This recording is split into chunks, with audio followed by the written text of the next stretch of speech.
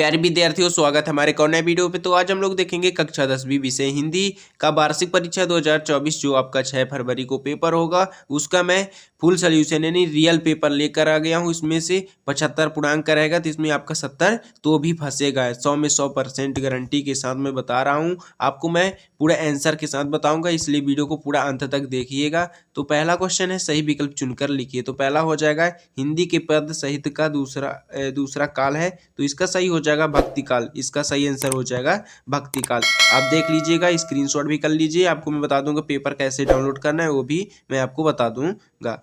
दूसरा है, कवि ने बादलों को किसकी कल्पना के सामने पहले हुए मान है, तो इसका आंसर हो जाएगा, दूसरे का आंसर हो जाएगा बल कल्पना के मान है। सही आंसर हो जाएगा बल कल्पना, नंबर इसका सही आंसर हो जाएगा। तीसरा देख लीजिए, तीसरा नंबर है, तय तु की यति गति मात्रा एवं चरण से युक्त रचना को कहते हैं, तो इसको छंद कहते हैं। इसका सही आंसर हो जाएगा छंद। चौथा हो जाएगा, नेताजी का चश्मा कहानी का मूल भाव है, तो इसका सही आंसर हो जाएगा चौथे का देशभक्ति की भावना। पांचवा हो जाएगा, जिस समास के प्रथम पद विशेष और दूसरे पर पद विशेष होता है उसे कहते हैं, तो इसका सही आंसर हो जाएगा कर्मधारय समास। इसका सही आंसर हो जाएगा कर्मधारय समास। रहा आपका छठवां क्वेश्चन, माँ ने भोलानाथ के घाव पर लगाया, तो इसका सही आंसर हो जाएगा पीसी हुई हल्दी। आप देख सकते हैं, स्क्रीनशॉट भी कर लीजिए फटाफट।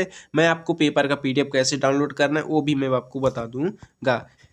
दूसरा क्वेश्चन है, रिक्त स्थानों में सही विकल्प का चयन करना है। तो दूसरे का पहला हो जाएगा, गोपियों के लिए श्री कृष्ण हरिल की बिंदी बिंदी की तरह से है, तो इसका हो जाएगा लकड़ी। सही आंसर हो जाएगा लकड़ी। आपका देख सकते हैं, स्क्रीनशॉट भी कर सकते हैं आप।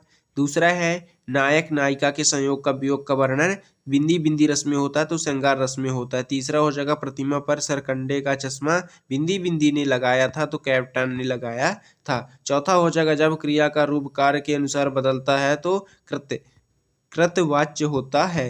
इसका सही आंसर हो जाएगा। अब रहा पांचवा नंबर, देख लीजिए, शान शान हाथ जोड़िए पाठ गद्य की विधा में लिखा गया है, तो इसका यात्रावृत्ति विधा में लिखा गया है। छठवां हो जाएगा, चाय के बंगोलों में कई बिंदी बिंदी बोगू पहले चाय की पत्तियां तोड़ रही थी, तो इसका युवतियां तोड़ रही थी। इसका सही आंसर हो जाएगा। तीसरा देख लीजिए, सही जोड़ी बनाना है आपको। तो पहला हो जाएगा उत्सव कविता, तो इसका सही आंसर हो जाएगा उत्सव के का हो जाएगा सूर्यकांत त्रिपाठी हो जाएगा। उत्सव का सूर्यकांत त्रिपाठी। और काव्य की आत्मा दूसरे का हो जाएगा रस और बंगोबिन भगत, तो तीसरे का हो जाएगा आपका कबीर पंथी। चौथे का हो जाएगा शीला अग्रवाल। पांचवें का हो जाएगा आपका कृतवाच्य। और छंद कितने प्रकार के होते हैं, तो 2 प्रकार के छंद होते हैं। और क्वेश्चन नंबर चौथा है, एक वाक्य या एक शब्द में आपको उत्तर लिखना है। जयशंकर प्रसाद की आत्मकथा कविता किस पत्र में प्रकाशित हुई थी, तो इसका आंसर हो जाएगा, सही आंसर हो जाएगा हंस पत्रिका में हुई थी। और ये दूसरा हो जाएगा, भोलानाथ और उसके साथी अमूल्य को घिसाकर क्या बजाते थे, तो क्या बजाते थे, बांसुरी वो बजाते थे, शहनाई बजाते थे।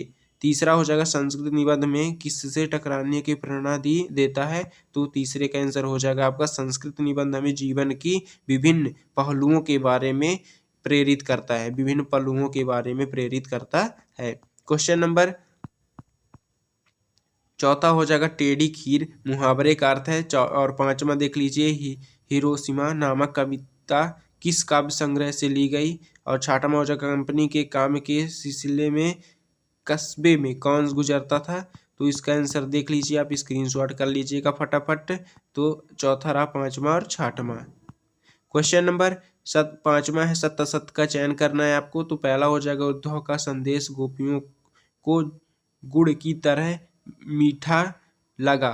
और दूसरा हो जाएगा, राम बाजार जाता है एक आज्ञावाचक वाक्य है। तीसरा हो जाएगा, कैप्टन चश्मे वाले आजाद हिंद फौज का सिपाही था। चौथा हो जाएगा, लोक उचित से मिलकर लोकित शब्द बना। और पांचवा हो जाएगा, परशुराम के फरसे को देखकर लक्ष्मण भयभीत हो गए।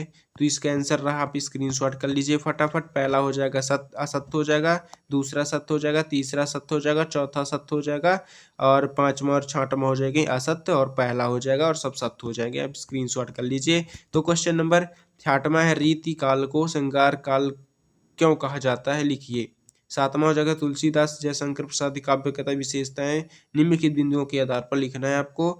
और उद्धव के व्यवहार की तुलना किस से की गई, तो आप देख सकते हैं 8वां तक, और मैं 6वें से आपका 23 तक क्वेश्चन बता दूंगा मैं पूरा आंसर के साथ। इसलिए अगर वीडियो पे नए हो तो वीडियो को लाइक कर देना वीडियो को और सब्सक्राइब कर लेना, इसलिए जैसे कि नोटिफिकेशन जाएगा, मैं नेक्स्ट वीडियो डालूंगा तो आपको नोटिफिकेशन मिल जाएगा समय पे, आप वीडियो जल्दी ही देख सकते हैं। अगर आपको पेपर का PDF डाउनलोड करना है तो डिस्क्रिप्शन पर लिंक है टेलीग्राम का, उसमें आप ज्वाइन कर सकते हैं, उसमें आपको पेपर भी मिल जाएगा। अब मिलते हैं नेक्स्ट वीडियो में। तो